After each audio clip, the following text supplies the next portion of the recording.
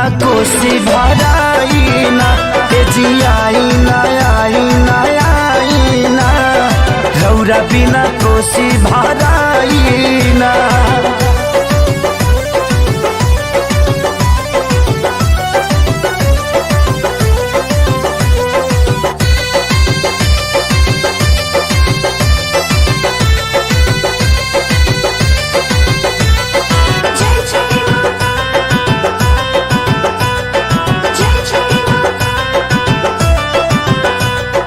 बीतल दशहरा या बीतल दिवाली तब न ये पियानी छठी के परब संगमे तकरा इहन कही के रौरा गईनी।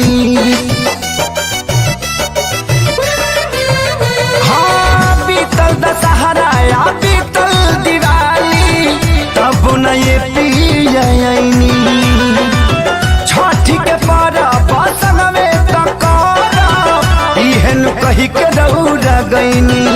रौरा खुदे बताई उखी अकेले के आई टिकट अजुए के बुकिंग कराईना आईना आईना आईना रौरा बिना कोसी भराईना ए जी आईना आईना आईना रौरा बिना कोसी भराईना।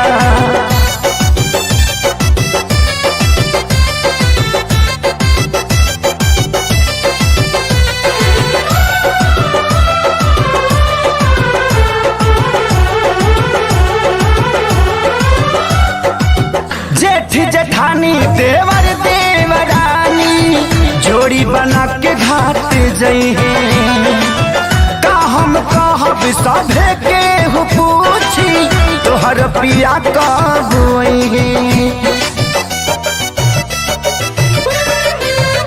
हाँ जेठ जेठानी देवर देवरानी जोड़ी बना के घाट जई है का हम कहब जब सबके हो पूछी तोहर पिया कब आएंगे। बारे सुन प्यार लाल आशीष पर न खुशहाल दिल आजाद के सारी मर दुखाईना आईना आईना आईना रौरा बिना कोसी भराईना ए जी आईना आईना आईना रौरा बिना कोसी भरा।